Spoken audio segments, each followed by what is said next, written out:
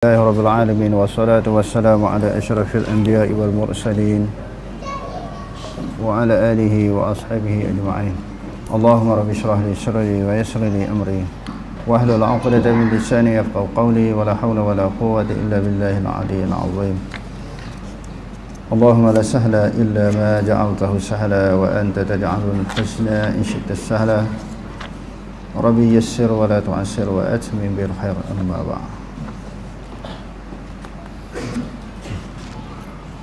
Keluarnya Ya'juj dan Ma'juj.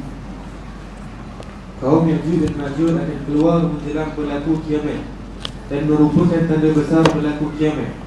Kedua-dua kaum ini adalah kaum yang ganas dan banyak melakukan kerosakan di bumi.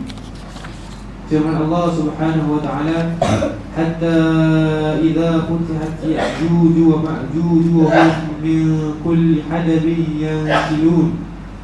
Maksudnya, demikianlah keadaan mereka hingga apabila terbuka tembok yang menyekat Ya'juj dan Ma'juj serta mereka meluruh turun dari tiap-tiap tempat yang tinggi. Menurut Ibn Kathir, Ya'juj dan Ma'juj berasal daripada keturunan Nabi Adam AS, iaitu daripada keturunan Nabi Nuh AS, daripada keturunan Yafid yang juga dikenali dengan bapa bangsa Turki atau asal-usul keturunan bangsa Turki. Bangsa Turki adalah segolongan daripada mereka. Mereka ini tertinggal di kawasan belakang benteng yang dibina oleh Zulkarnain. Kisah mereka disebutkan dalam beberapa buah hadis sahih. Mereka keluar pada zaman munculnya Nabi Isa.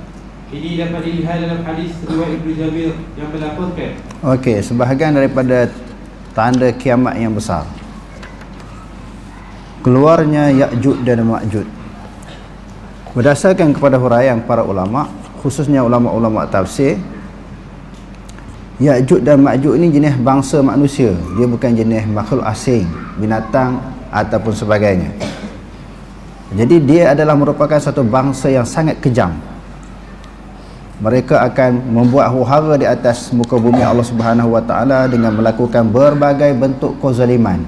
Ini di antara sebahagian daripada tanda-tanda yang hampir berlakunya kiamat. Okey, terus. Fayursilullahu tayran ka'anaqil bukhti fatahmiluhum fatatruhuhum. Allah Subhanahu wa taala dalam hadis ini yang diriwayatkan oleh Jabir akan mengutuskan burung. Akan mengutuskan burung tak ubah sebagai bonggol-bonggol unta, lalu mengambil bangkai-bangkai mereka, fatahmiluhum fatatruhuhum haitsu Allah. Burung ni ambil bangkai Ya'juj dan Ma'juj ni, lontar, baling, campak di suatu tempat yang hanya dikehendaki oleh Allah Ta'ala. Maksudnya tak tahu tempat mana, ambil bangkai mereka, buang di atas muka bumi Allah Ta'ala ini. Summa yursilullahu matara. Kemudian Allah Ta'ala akan utuskan, turunkan hujan yang lebat. Ni masih lagi perbahasan, perbincangan tentang masa saat berlakunya kiamat. La yakunna minhu baitun madarin wala wabarin. Yang tidak ada tinggal, tidak berbaki bila Allah Ta'ala datangkan hujan yang lebat. Lebat itu rumah-rumah yang dibuat daripada lumpur tanah. Kan orang Arab dulu-dulu buat rumah daripada tanah. Dia kepal-kepal tanah tu kan, didirikan bangunan. Tanah yang lumpur itu kita nampak macam tak kukuh lah, tetapi bila dipancar dengan teriknya matahari, berlalu masa yang panjang, tanah tu jadi macam batu keras. Itu rumah-rumah orang Arab zaman dulu. Bahkan zaman sekarang pun ada lagi buat rumah daripada tanah. Dan sebahagian rumah mereka daripada bulu-bulu binatang. Binatang tu bila mereka bersembelih, kita buang kan. Bulu binatang, kulit binatang kita buang. Mereka samak, selain daripada mereka buat apa yang kita sebut hari itu, buat kullah. Kullah ni maknanya uncang air. Mereka sembelih binatang, lalu disamak, dikeringkan, dibersihkan, lalu dijahit semula, dijadikan uncang air. Bila mereka nak bersapir, nak berpindah daripada satu tempat ke satu tempat, masuk air dalam tu, mereka galah atas belakang kulit kambing. 1001 guna. Boleh buat selimut, boleh buat khemah, dan sebahagiannya mereka gunakan kulit kambing ini untuk buat rumah. Jadi dalam hadis ini sebut, kalau datang hujan yang disebut dalam hadis tadi, Mana rumah-rumah yang dibuat daripada batu ke, tanah ke, ataupun bulu binatang, ini kulit-kulit binatang, semuanya hancur.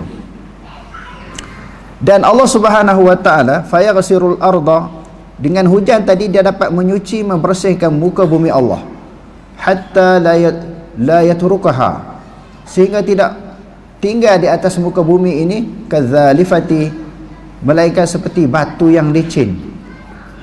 Maknanya rata bersih habis, rumah tak ada, pokok kayu tak ada, segala binaan semuanya hapus, hilang dengan datangkannya hujan yang lebat. Lalu Allah Subhanahu wa taala summa yuqalu, lalu dikatakan lil ardi, bagi bumi, ambiti samaratak, tumbuhkanlah buah-buahan engkau, waruddi barakatak, dan kembalikan keberkatan. Masa tu timbulnya suasana keadaan bumi baru yang setelah dilenyapkan oleh Allah Subhanahu wa taala. Fa yauma idzin la ta'kulul 'isabatu min rumanah yastazilluna biqahfiha. Pada ketika itu satu isabah, kumpulan daripada manusia, boleh makan sebiji buah delima. Buah delima besar mana? Lebih kurang besar ni kan. Seorang, kadang-kadang seorang pun tak cukup, 2-3 biji orang makan. Pada masa itu sebiji delima boleh dimakan oleh jumlah bilangan manusia yang ramai. Lepas tu orang boleh berteduh di balik kulit dia. Besar mana teduh buah delima tu. Sebiji delima boleh makan satu jumlah bilangan manusia yang ramai. Kulit dia kalau hujan ke panas ke boleh berteduh. Besar mana? Tak tahulah besar mana, kita tak pernah tengok. Tapi diberi bayangan, gambaran dalam hadis ni, buah tu besar. Buah tu besar.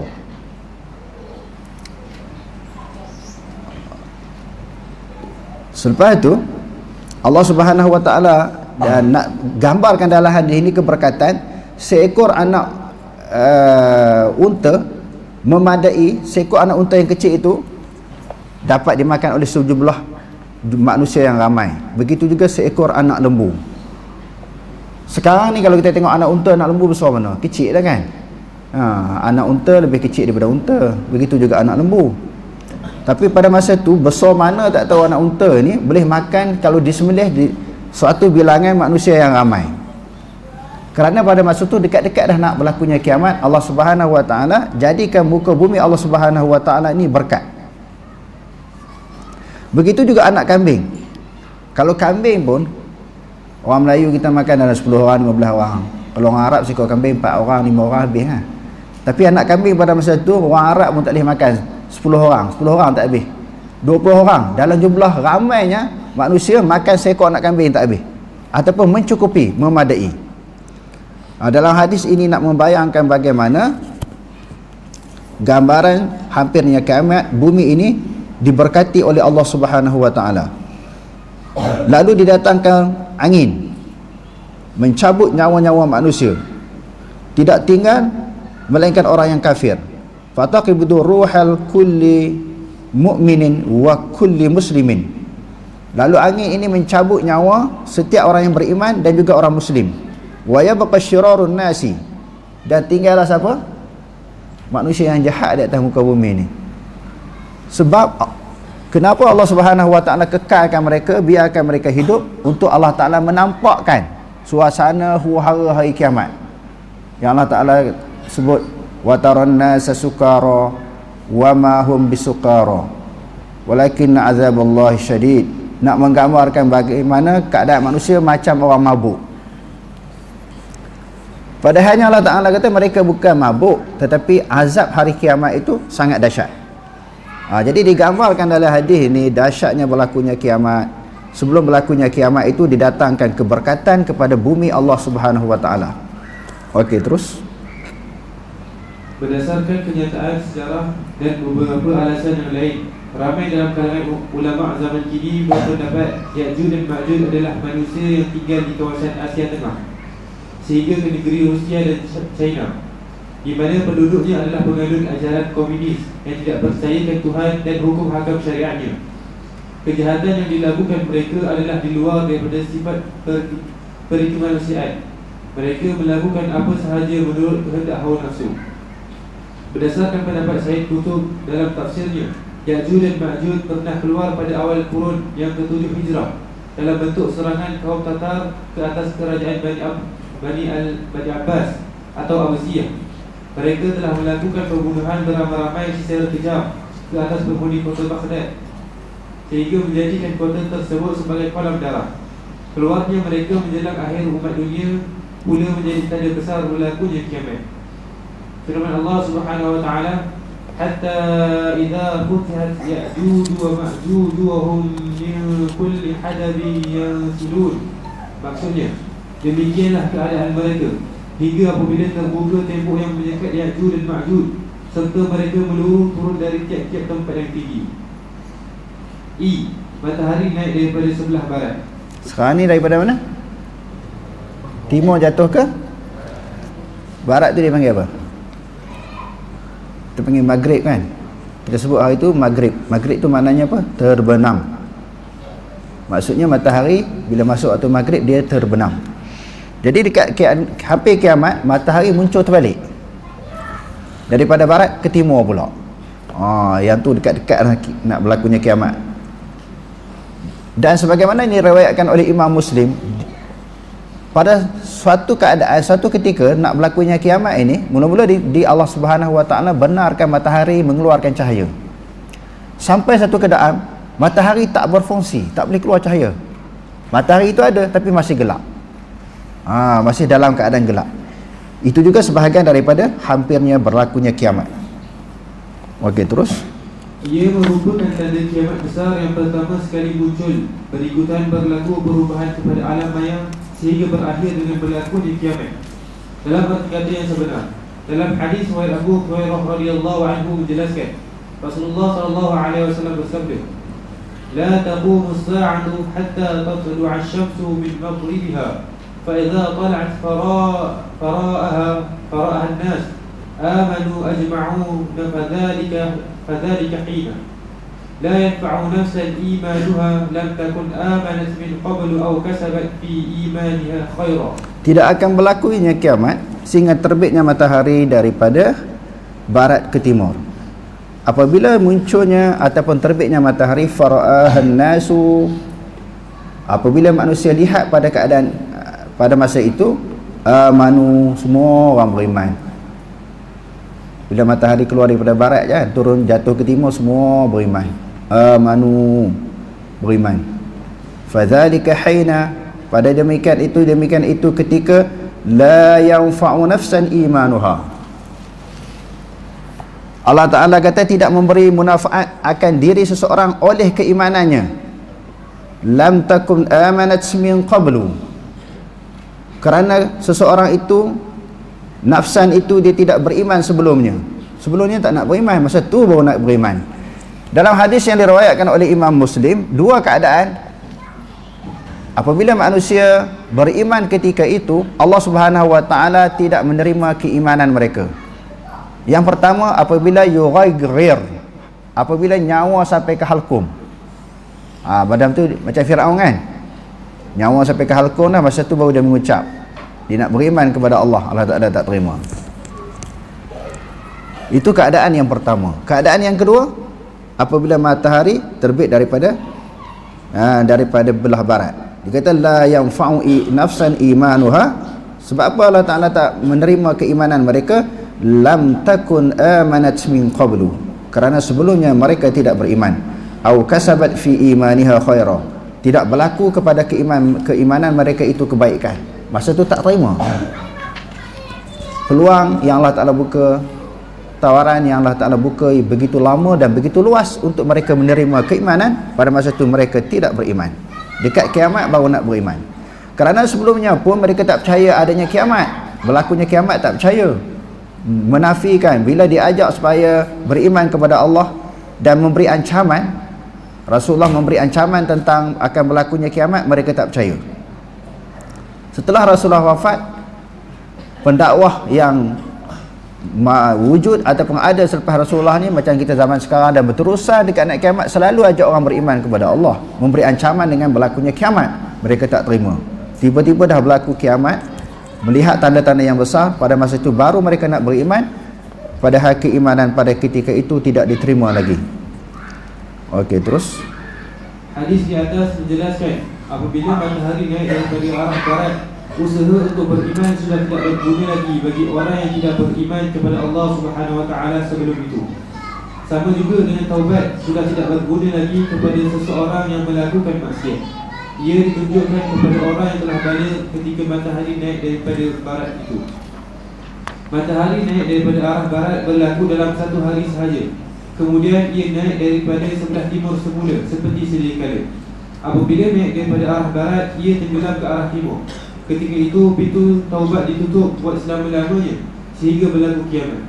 Berdasarkan pendapat yang kuat, firman Allah Subhanahu Wa Taala, hal yanzuruna illa an ta'tiyahumul malaikatu aw ya'tiya rabbuka aw ya'tiya ba'du ayati rabbik yawma ya'ti ba'du ayati rabbika la yanfa'u nafsan imanuha lam takun amanat min qabl aw kasabat fi imaniha khayran qul intadhiru inna muntadhirun. hal yanzuruna, adakah mereka menanti-nanti manusia yang tak beriman ni, ataupun menunggu-nunggu, illa an ta'tiyahumul malaikatu, melainkan sehingga datangnya malaikat. Sebelum datangnya malaikat maut tak nak beriman. Adakah tunggu masa malaikat maut datang baru nak beriman? Ketika malaikat maut nak tarik nyawa. Au ya'ti ya rabbuka, ataupun ketika datangnya Tuhan engkau. Sebahagian daripada ulama tafsir menterjemahkan, mentafsirkan ayat ini, au ya'ti ya rabbuka, atau datangnya azab Tuhan engkau, bukan datangnya Tuhan. Au ya'ti ba'du ayati rabbik, ataupun datang sebahagian daripada tanda-tanda kebesaran Tuhanmu.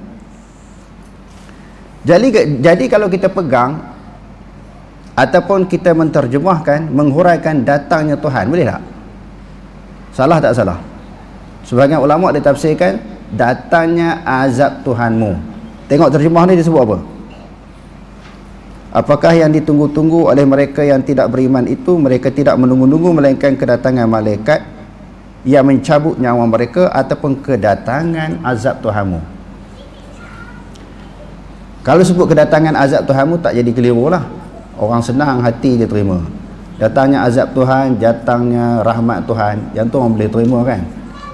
Sebab dalam Al-Quran dia ada ayat-ayat yang disebut ada perkataan yang mahzuf. Was'alul qaryata, tanyalah kamu akan qaryah. Qaryah ni maknanya kampung, bandar, sesuatu tempat yang didiami oleh orang. Kita pergi ke bandar ke ataupun sesuatu kampung, kita tanya kampung boleh tak? Kampung boleh jawab dekat kita. Suatu tempat yang didiami oleh orang, kita tanya tu bukan tanya orang, tanya kampung tu. Kampung boleh jawab tak? Tapi dalam Quran kata was'alu qaryata, tanyalah kampung. Dia tak boleh jawab, nak tanya awak apa? Di situlah ada perkataan mahzuf, perkataan yang dibuang, was'alu ahlal qaryati, tanyalah penduduk qaryah. Itu banyak dalam Al-Quran. La taqrabus salata, jangan kamu menghampiri sembahyang. Orang yang berjunub jangan menghampiri sembahyang. Ayat tu kata macam tu. Tetapi mazhab Imam Syafi'i mentafsirkan ayat ini, la taqrabu mawadhi'us salati, jangan kamu menghampiri tempat sembahyang. Maknanya bagi orang yang berjunub tak boleh duduk dalam masjid. Kalau kita tanya ayat Quran, mana ayat Qurannya, mana dalilnya? Lalu ini dalil bagi mazhab Syafi'i, jangan kamu menghampiri tempat sembahyang. Tempat sembahyang apa dia? Adalah masjid. Sebahagian daripada tempat sembahyang selain daripada musalla adalah masjid. Jangan kamu menghampiri masjid, jangan berada mendiami masjid. Kalau muru tak apa. Orang yang berjunub lalu masuk satu penjuru, satu pintu, dia keluar pintu lain. Tapi tak boleh duduk dalam masjid. Sebahagian ulama kata la taqrabus salata, Jangan orang berjunuk ni tak boleh sembahyang sahaja, duduk dalam masjid boleh. Orang yang berjunuk ni duduk dalam masjid boleh. Orang haid, nifas, wiladah, tapi jangan, kalau dia ada darah haid dan nifas, jangan berlaku tercicir lah. Dia boleh duduk dalam masjid, dengar orang mengaji, duduk dalam masjid boleh, tak ada masalah. Itu pendapat yang kedua. Dulu dah kita sebut di dalam hadis yang diriwayatkan oleh Imam Bukhari, Rasulullah SAW membenarkan seorang wanita yang dihina oleh kaum dia. Kita baca satu hadis yang dalam Sahih Bukhari itu, seorang wanita dipermalukan oleh kaum dia. Ada seorang budak, kanak-kanak wanita pada ketika itu, yang pakai selendang hitam. Bukan selendang hitam, selendang merah. Lalu seorang perempuan itu dituduh semasa sebelum dia masuk Islam. Lalu dia tak mengaku, dia tak masuk Islam lagi, dia tak mengaku.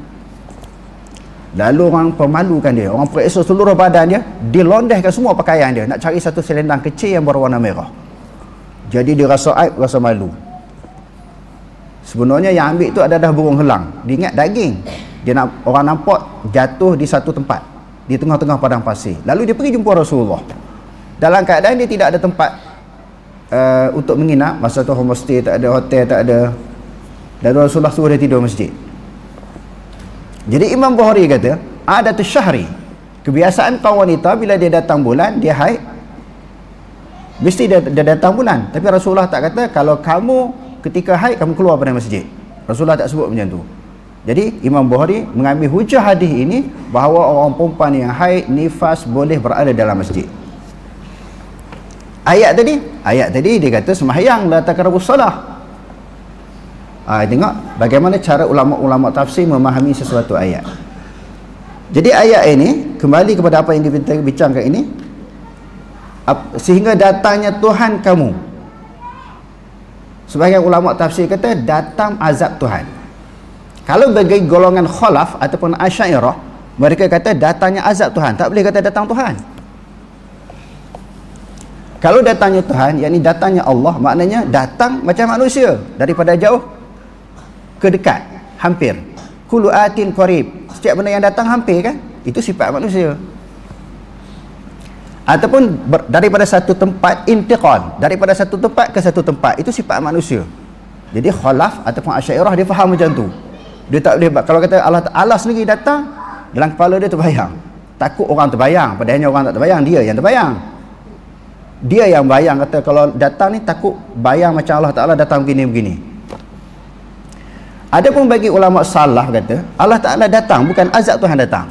Datangnya adalah datang Allah, datangnya Tuhan. Sebagaimana yang disebut di dalam tafsir Baghawi, dia kata bukan datangnya azab Allah, datangnya siapa tadi? Datangnya Allah. Disebut di sini, aw ya'tiya rabbuka bila kaifin li faslil qada'i baina khalqihi fi mawqifil qiyamah. Datang dengan tanpa kafiat, maknanya Tuhan datang, bukan azab Tuhan datang. Datang tanpa kafiat. Bila disebut tanpa kafiat, sama ada kafiat itu ada ataupun tak ada. Macam Imam Malik kan, bila ditanya ma ma'nal istawa ataupun ma ma'nal istiwa, dia tengah mengajar tu, ada seorang lelaki bangun, dia kata, wahai syekh, wahai tuan guru, Allah Ta'ala kata Ar-Rahmanu ala arsyistawa, Allah Ta'ala itu bersemayam di atas arasy, bagaimana istawa? Jadi bab tu banyak kali dah kita ulang kan. Malam ni saya ulang sekali lagi supaya berbetulan sampai kepada ayat ini. Imam Malik tunduk kepala dia, lalu dia angkat al-istiwa'u ma'lumun wal kaifu majhulun. Dia kata kafiat majhul. Bila kata kafiat majhul, kafiat tidak diketahui, boleh jadi ada kafiat, boleh jadi istawa ada kafiat, nuzul ada kafiat, maji ada kafiat. Tetapi kafiat mukhalafah. Sebab apa kata boleh jadi? Sebab tidak ada dalil daripada Quran dan hadis. Boleh jadi ada kafiat, tetapi kafiat tu dah tentu mukhalafatuhu ta'ala lil hawadis. Walam yakul lahu kufuwan ahad. Fala tadribu lillahil amsal. Jangan kamu bandingkan Allah Subhanahu Wa Taala dengan sesuatu. Boleh jadi ada kafiat tapi kafiat tak sama, dan boleh jadi tak ada kafiat. Sebab kafiat ini adalah untuk manusia. Jadi kita nak faham macam mana sesuatu benda yang tidak ada dalilnya, nafsnya daripada Quran hadis, kita pegang secara zahir, Allah Ta'ala datang. Tapi macam mana? Wallahu a'lam. Dalam tafsir Baghawi dia kata, datangnya Tuhan bila kaifin li faslil qada'i, untuk menyelesaikan hukuman, keputusan di antara manusia fi mauqifil qiyamah. Maknanya di tempat pada hari kiamat. Maknanya Allah Ta'ala sendiri yang datang, bukan azab Allah Ta'ala yang datang. Dan apabila kita tengok tafsir daripada ulama-ulama salaf menyebut,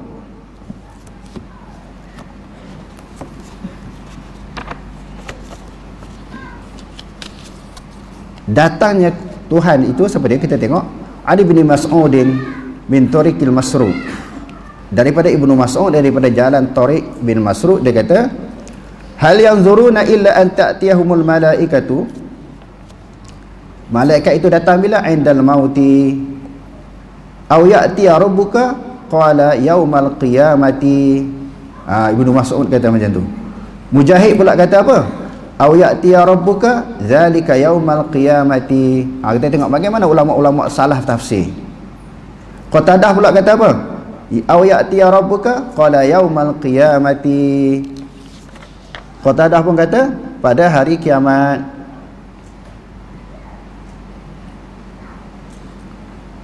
Muqatil pun kata yaumil qiyamati, pada hari kiamat. Jadi nak ceritanya apa kita baca 2-3 rojokan ini?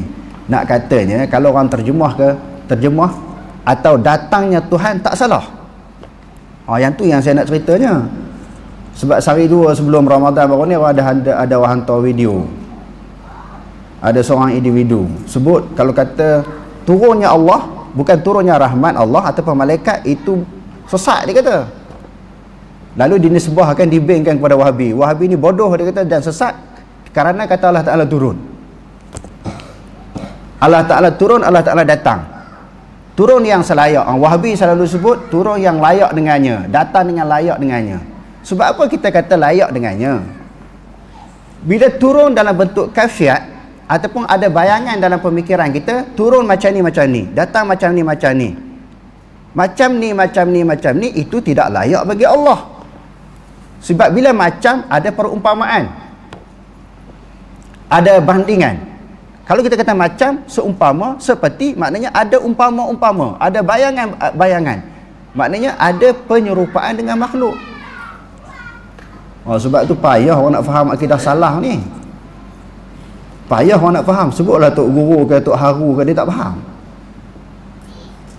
Dia ingat akidah salah ni, dia pakai logik je, tanpa dalil, tanpa fakta, tanpa hujah. Jadi akidah salah ni dia serah kepada Allah. Sesuatu yang tak disebut dalam Quran, dalam hadis, serah. Macam mana turun, macam mana datang. Sebab itu Syekh Daud Al-Fatani dia menakalkan pendapat Imam Malik, disebut di dalam kitab Durrus Samin.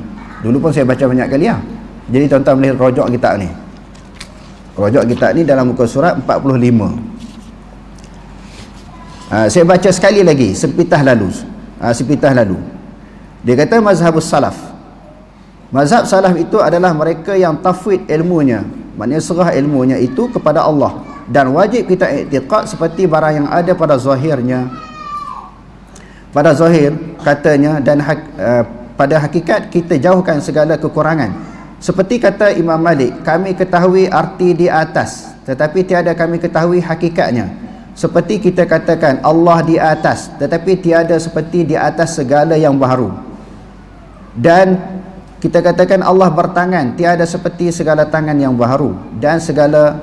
Dan Allah bermuka, tiada seperti segala muka yang baharu. Maka hakikatnya ialah mengetahui. Ia yang mengetahui, ia yakni ia Allah yang mengetahui kehendaknya, dan wajib atas kita tanzihkan. Tanzih apa makna? Sucikan, bersihkan Allah Ta'ala daripada segala yang baharu. Tanzihkan menyerupai dengan yang baru pada hakikatnya, maka tiada mengapa muafakat pada nama. Tak apa kata Allah Ta'ala datang, Allah Ta'ala turun, muafakat pada nama tak salah, Imam Malik kata. Jadi Syekh Daud Fatani ni menakalkan pendapat Imam Malik. Inilah mazhab salaf radhiyallahu anhum. Walaupun diulang tuan-tuan duk dengar berpuluh-puluh kali saya huraikan, malam ni saya sebut sekali lagi.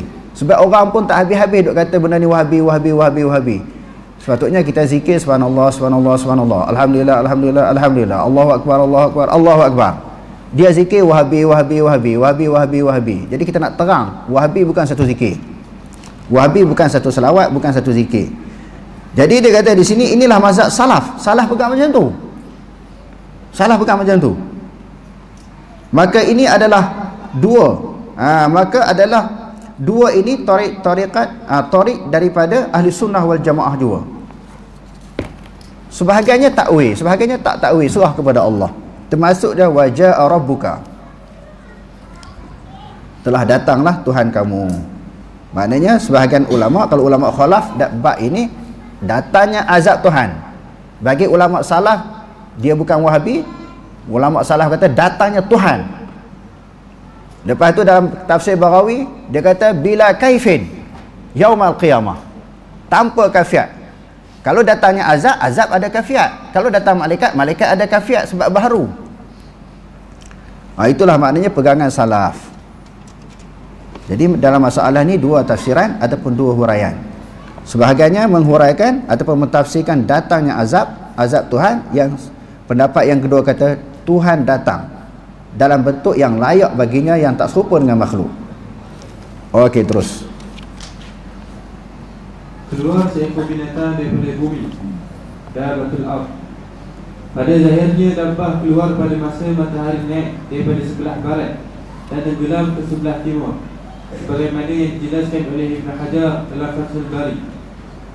Firman Allah Subhanahu wa taala, "Wa idza waqa'a al-qawlu 'alayhim akhrajna lahum dabbatan min al-ardi tukallimuhum anna an-nasa kanu bi ayatina la yuqinun." Maksudnya, dan apabila sampai masa berlakunya hukum atas manusia, kami keluarkan untuk mereka sejenis binatang dari bumi yang akan menyatakan kepada mereka bahawa manusia telah tidak meyakini ayat-ayat keterangan dan pengajaran kami. Menurut Ibn Kathir, binatang tersebut keluar di akhir zaman ketika manusia banyak yang rosak, meninggalkan agama Allah dan merubah agama Allah yang sebenar. Ada dalam kalangan ulama yang berpendapat binatang tersebut keluar di kota Mekah, dan tidak kurang juga yang menyatakan ia keluar daripada kawasan lain. Ketika keluar, ia berbicara dengan manusia dan memberitahu kepada mereka tentang keimanan dan kekufuran yang menjadi amalan mereka. Begitu juga dengan perkara yang berkaitan dengan kebaikan dan keburukan yang mereka lakukan. Dengan keluarnya binatang tersebut, berakhirlah kerja-kerja menyuruh yang makruh dan mencegah yang munkar, kerana sudah tidak ada sebarang faedah lagi. Taubat sudah tidak diterima bagi orang yang melihat atau mengetahui tentang kemunculannya. Ni silap sikit bukan menyuruh yang makruh. Apa dia yang sesuai? Yang ma'ruf. Ni tulis makruh kan. Benda makruh memang tak disuruh pun kan. Disuruh benda ma'ruf. Okey, terus. Dabbah tersebut bercakap dengan bahasa yang fasih, menyatakan manusia telah tidak beriman dengan ayat-ayat Allah Subhanahu wa taala. Ia telah mendedahkan mana manusia yang beriman dan mana yang tidak beriman. Ia juga menyapu muka orang-orang yang beriman dan memukul hidung orang yang tidak beriman. Berdasarkan zahirah hadis yang menceritakan perkara ini, ia berlaku selepas kewafatan Nabi Isa AS, selepas berlaku peristiwa matahari naik daripada sebelah barat. Jadi setelah Nabi Isa muncul, tak berlaku lagi kiamat tu. Ada lagi petanda yang lain pula. Dabatul Ard tadi, setelah Nabi Isa diwafatkan oleh Allah Subhanahu wa taala.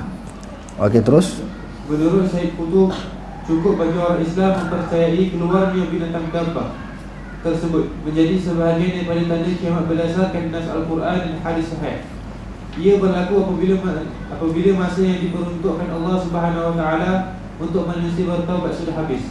Allah Subhanahu wa taala mengeluarkan binatang dabbah kepada manusia Sedangkan pada kebiasaannya binatang tidak bercakap atau percakapan yang tidak dipahami oleh manusia.